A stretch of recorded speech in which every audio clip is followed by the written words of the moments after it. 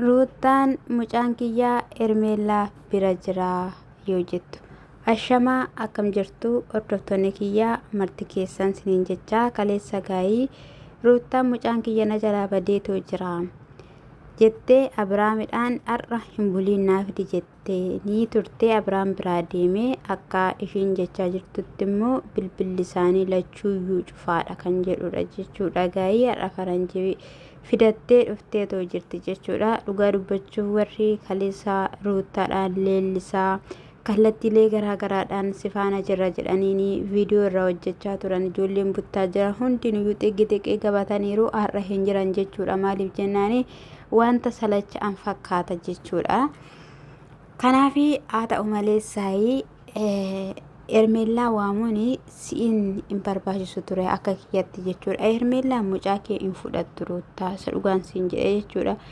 Ermeellaan kan ishiin barbaaddu tokko yoo jiraatera ta'e Abiraamidha jechuudha.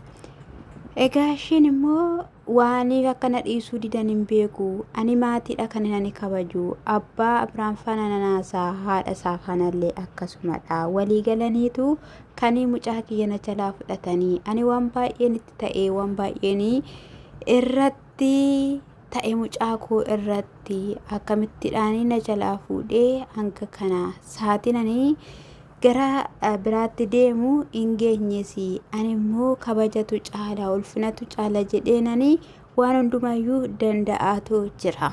Isaaniif immoo isaaniif hin galle.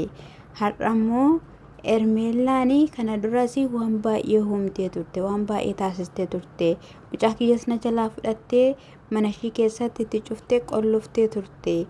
Isa kanaaf ishii waameetoo jira jette jechuudha. Inni dhufte ishiinis yeroo ishiin dhuftu Ermeellaa wanta ta'aa ture argiteetoo jirta wanta ta'eef mucaan kiyyaa na jalaa badee jira. Mucaanis immoo si bira jira jedhanii jennaanii isa maalii mucaa sooftaa jennaan mucaa kiyya luulii jennaan ani kan maaliin fuudha mucaa kiyya akkamittiin si jalaa fudhachuu danda'a. Mucaa fuudhuu jechuun salphaadhuma sitti fakkaata moo maalidha jennaan kana dura wanta gooteedha.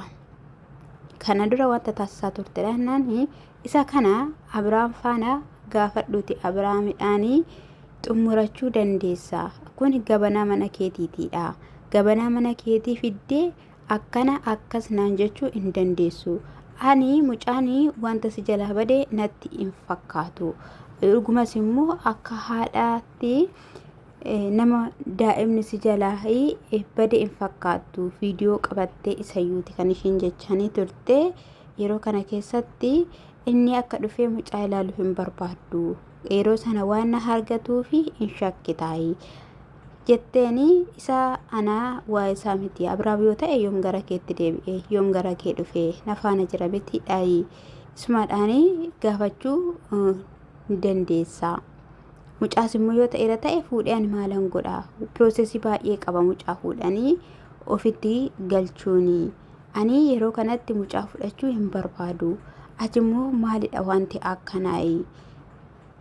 Yoommoo buziyyee ta'es yoo Abiraameen ta'es gaafachuu dandeessa yookiin immoo ana Abiraamidhaan maa fuute mucaa maa akkas goote jedheeni isaan gaafachuu danda'a malee akkamittidha waan hin taane akkasittidhaan natti haasa'uu dandeessi ati waan keessa hin galle tonkolii keessa kana dura yaaddeetu karatti ittiin immoo waan ta'e immoo qopheessituudhaan taasisteetoo jirta malee anaan dhimma mucaa dhimma luulii nan ilaallatu kanii egaa ishiin jetteen jechuudha.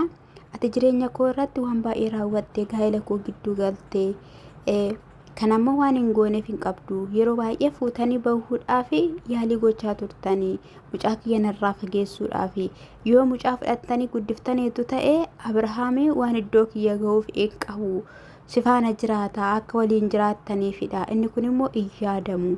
Waan hin taa'iin keessa osoo hin galiin osoo rakkoon tokko hin uumamiin tolumaan jaalalumadhaan mucaa kiyya akkasin naa deebistaniin barbaada. Kana ta'uu baannaan immoo ana ruuttaadhaan na beektaa ana iruutiidhaan na beektaa waan si gochuu qabu jennaan aniyyuu maqaa kiyyaa balleessite dogoggoraan jedhee siidhaanii nani himadha yookiin nan kassasaa jennaani eenyu akkachi keessatti tortoruu walii ilaalaa deemuu dandeessaa achis yoo ta'e isuma kana duraatu uumama.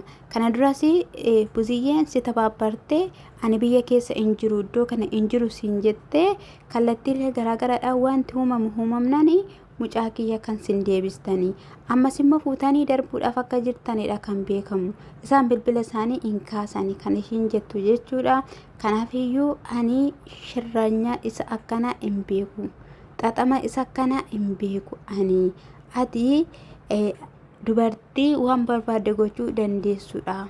Kallattiittiidhaan immoo waa humtu Abiraamii faana wanni jettudha malee saayii nama ilmoon si alaa bade yookiin immoo mucaa barbaadu edda ta'e isadhaan malee anadhaan nan galchi wanjala kana keessaa hin qabu harka yoo jettu jechuudha.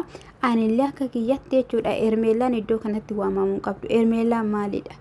An akka kootti Ermeelaan maalidhaan jedha. Abiraamtu waamamee Abiraamtu gaafatamee bilbilli isaa yoo ka'amuu dideera yoo cufaa ta'eerallee ta'ellee jechuudha harka lafa jalaatiin kallattiilee garaagaraadhaan namadhaan malee saayii Ermeelaan maal akka taatu kaleessa viidiyoo irraa waraabdan har'aaf viidiyoo irraa waraabdan kaleessa ishii mucaan jalaa badee jette har'a mucaan koo deebi'een galee jette namni akkamittidhaan iyyuu si amana roottaa ati dhiisi kabaja isaanii haadha isaa abbaa isaa jettaa jechuudha. Si jalaa akkoo mucaa badee mucaa ganaa waggaa tokko hin guunne jechuudha cuucii jechuudha. Mucaadhuma kana maal oliif gadi hin bubbutiina dhugaa dubbachuuf taanaan mar'imaan keenya tokko nu diigamaa jira.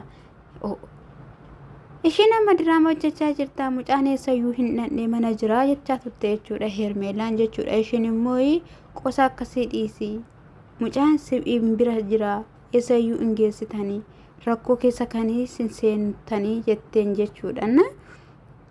Ishiin suni achitti isaan dhiiste jechuudha likkii isaanii itti himte Abiraamidhaan nan gaafadha kallattiilee garaagaraadhaan atis nama gaafachuu qabdu nama bira jira mucaan kiyya jette deemtee gaafachuu ni dandeessa malee anaan bira dhuftee akkas jechuu hin qabdu jetteeni fixadheera jettee biraa kuttee jechuudha.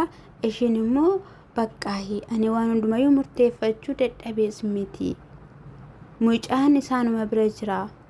Rakkoon guddaan hin uumama. Mucaa kiyya naa deebisuu qabu.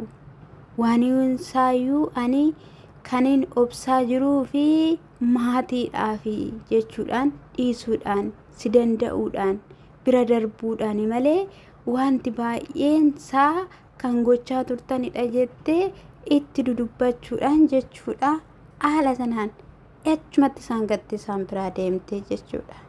Anaarrootaan kun baay'ee tokko na gaddisiisa. Meerre warri kaleessa siqeessaa warri kaleessa ati goota ati jabduudha ati cimtuudha si faarsaa turan meerre argitee namaan hubattee naa dhugaa dubbachuu baay'ee tokko nama gaddisiisa. Waaqayyo siniif haa mul'isu malee waan jennu maal qabna ree nuti. Kanaaf isaan amma yookiin Abiraam suura wajjiniin kakka'uu fi takka xaxabachiisuudhaafidha. Yoo si gaafatee sittiin kennu iddoo mucaa kootiin gahii waan ati jetteeniifi obsi roottiyyee si dhufaa si deebisuu siin jenna.